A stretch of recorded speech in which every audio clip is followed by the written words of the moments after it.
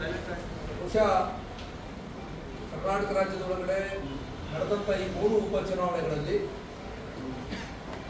ಶಿಗ್ಗಾಂವ್ ಕ್ಷೇತ್ರವನ್ನು ಗೆದ್ದಿರೋದು ಇದು ವಿಶೇಷ, ವಿಶಿಷ್ಟ ಮತ್ತು ವಿಭಿನ್ನ ಮಾದರಿಯ ಒಂದು ಸಂದೇಶವನ್ನು ನಾಡಿಗೆ ಕೊಟ್ಟಿದೆ. ಇಂಥ ಒಂದು ಮಹತ್ ಕಾರ್ಯವನ್ನು ಮಾಡಿದಂತಹ ಶಿಗ್ಗಾಂವ್ ಕ್ಷೇತ್ರದ ಎಲ್ಲ ಮತದಾರ ಬಂಧುಗಳಿಗೆ ನಾನು ಅಭಿನಂದನೆಗಳನ್ನು, ಧನ್ಯವಾದಗಳನ್ನು ಈ ಮೂಲಕ ಅರ್ಪಿಸ್ತೇನೆ.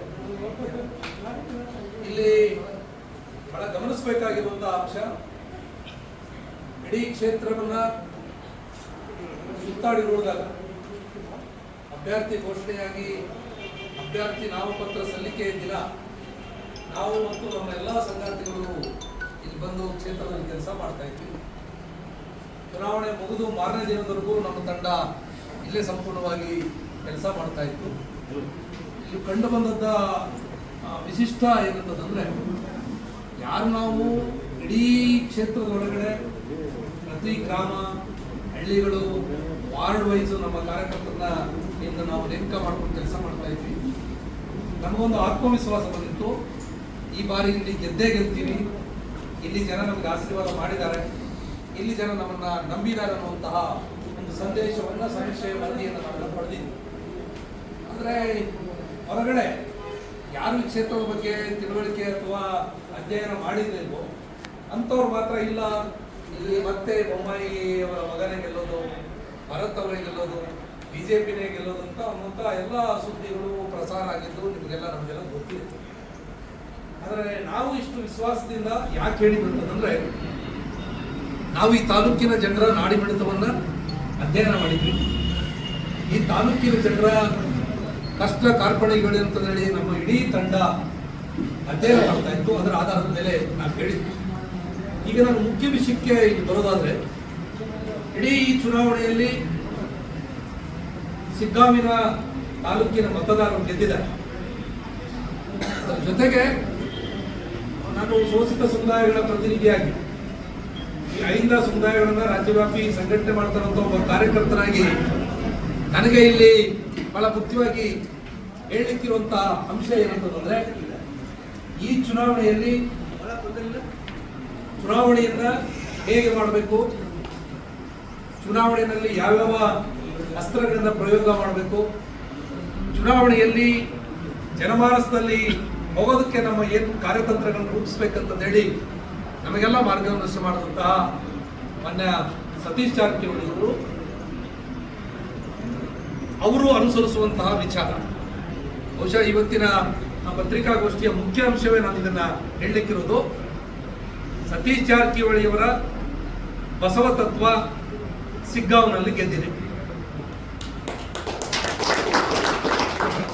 ಸತೀಶ್ ಜಾರಕಿಹೊಳಿಯವರು ಅನುಸರಿಸುವಂತಹ ಬಸವ ತತ್ವ ಶಿಗ್ಗಾಂವಲ್ಲಿ ಗೆದ್ದಿದೆ. ಮತ್ತೆ ನಾನು ರಿಪೀಟ್ ಮಾಡ್ತಾ ಇದ್ದೀನಿ, ಜಾರಕಿಹೊಳಿಯವರ ಬಸವ ತತ್ವ ಶಿಗ್ಗಾಂವಿಯಲ್ಲಿ ಗೆದ್ದಿದೆ. ಬಸವ ತತ್ವ ಯಾಕೆ ಗೆದ್ದಿದೆ ಅಂತ ಹೇಳಿದ್ರೆ ಬಹುಶಃ ನಿಮಗೆಲ್ಲ ಅರ್ಥ ಆಗ್ತದೆ. 12ನೇ ಶತಮಾನದ ನಮ್ಮ ಬಸವಾದಿ ಶರಣರು ಕಟ್ಟಿದಂತಹ ಅನುಭವ ಮಂಟಪ, ಈ ಅನುಭವದ ಮಂಟಪದ ಒಳಗಡೆ 770 ಸಮುದಾಯಗಳಿವೆ. 770 ಸಮುದಾಯ, ಅದನ್ನ 770 ಪರಂಗಣಗಳು ಅಂತ ಹೇಳಿ ಬಸವಾದಿ ಶರಣರು ಕರೀತಾರೆ. ಜಾರಕಿಹೊಳಿಯವರು ಅದೇ ತತ್ವವನ್ನ ಶಿಗ್ಗಾಂವಿನಲ್ಲಿ ಅನುಸರಿಸುವ ಕಾರಣಕ್ಕಾಗಿ ಅವರ ಟೀಮ್ನಲ್ಲಿ ಎಲ್ಲಾ ಸಮುದಾಯದವರನ್ನ ಒಳಗೊಂಡು ಚುನಾವಣೆಯ ಕೆಲಸಕ್ಕೆ ಇಳಿಸಿದರು. ಹುಚ್ಚುಕರೋಡು ಸಮುದಾಯ, ಶೆಳ್ಳಕೇಂದ್ರ ಸಮುದಾಯ, ಮಾದಿಗ ಸಮುದಾಯ, ಬಂಜಾರ ಲಂಬಾಣಿ ಸಮುದಾಯ, ವಾಲ್ಮೀಕಿ ಸಮುದಾಯ, ಆಲುಮತ ಸಮುದಾಯ, ಅಂಬಿಗರ ಸಮುದಾಯ, ಗೊಲ್ರು, ಸಿಳ್ಳೆಕ್ಯಾತ, ದುಂಬಿದಾಸ, ಗೋಬಿ ಸಮುದಾಯ,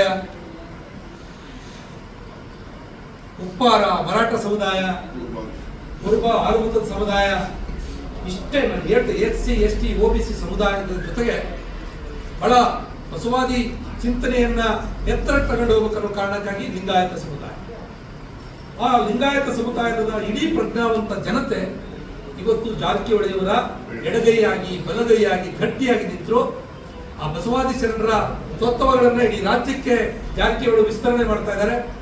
ಅದಕ್ಕಾಗಿನೇ ಬಂಧುತ್ವವನ್ನು ಬಲಿಷ್ಠಗೊಳಿಸ್ತಾ ಇದ್ದಾರೆ.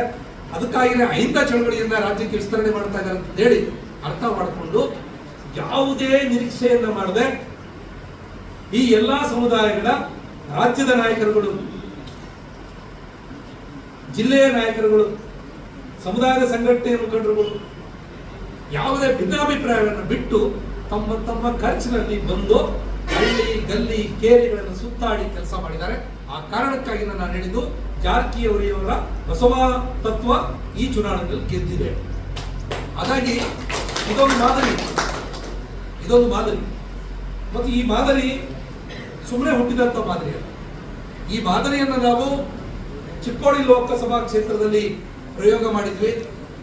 ಅಲ್ಲಿ ನಾವು ಯಶಸ್ವಿಯಾಗಿ ಆ ಪ್ರಯೋಗವನ್ನು ನಾವು 16 ವರ್ಷಗಳೇನು ಮಾಡಿದ್ದಲ್ಲ ಚಿಕ್ಕೋಡಿ ಎಲೆಕ್ಷನ್ ಅಲ್ಲಿ, ಕೇವಲ 6 ತಿಂಗಳುಗಳ ಕಾಲ ಆ ಪ್ರಯೋಗ ಮಾಡೋದಕ್ಕಾಗಿ ನಾವೆಲ್ಲರೂ ಕೂಡ ಕೆಲಸಕ್ಕೆ ಇಳಿದಿದ್ವಿ.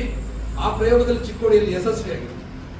ಅದೇ ಚಿಕ್ಕೋಡಿಯ ಬಸವತತ್ವದ ಈ ಪ್ರಯೋಗವನ್ನ ಬೇರೆ ಕಡೆ ವಿಸ್ತರಣೆ ಮಾಡಬೇಕಂತ ಹೇಳಿ ಚಿಂತನೆ ಮಾಡಿ ಚರ್ಚೆ ಮಾಡಿ ಮೊನ್ನೆ ಜಾರಕಿಹೊಳಿ ಅವರ ಸಾರಥ್ಯದಲ್ಲಿ ನಾವು ಸಿಗ್ಗಾಂವ್ ಕ್ಷೇತ್ರಕ್ಕೆ ಕೆಲಸ ಮಾಡೋದು ಶುರು ಮಾಡಿದ್ವಿ. 4 ತಿಂಗಳಷ್ಟೇ ನಾವು ಇಲ್ಲಿಗೆ ಪಾದಾರ್ಪಣೆ ಮಾಡಿದ್ವಿ. 4 ತಿಂಗಳ ಹಿಂದೆ ನಮ್ಮ ವಿಭಿನ್ನ ತಂಡಗಳು ಬಂದು ಇಲ್ಲಿ ಅಧ್ಯಯನ ಮಾಡಿದ್ವು, ಸಮೀಕ್ಷೆ ಮಾಡಿದ್ವು, ಸಮುದಾಯಗಳ ಅಭಿಪ್ರಾಯಗಳನ್ನು ಸಂಗ್ರಹಣೆ ಮಾಡಿದ್ವಿ, ಸಮುದಾಯದ ಮುಖಂಡರುಗಳನ್ನ ಮುಟ್ಟುವಂತ ಕೆಲಸ ಮಾಡಿದ್ವಿ. ಇನ್ನೇನು ಚುನಾವಣೆ ಘೋಷಣೆ ಆಯ್ತು. ಚುನಾವಣೆ ಘೋಷಣೆ ಆದಂತ ಸಂದರ್ಭದಲ್ಲಿ ನಿಮಗೆಲ್ಲ ಗೊತ್ತಿರ್ಬೋದು, ಚುನಾವಣೆ ಘೋಷಣೆ ಆಯ್ತು. ಇನ್ನ ಇದು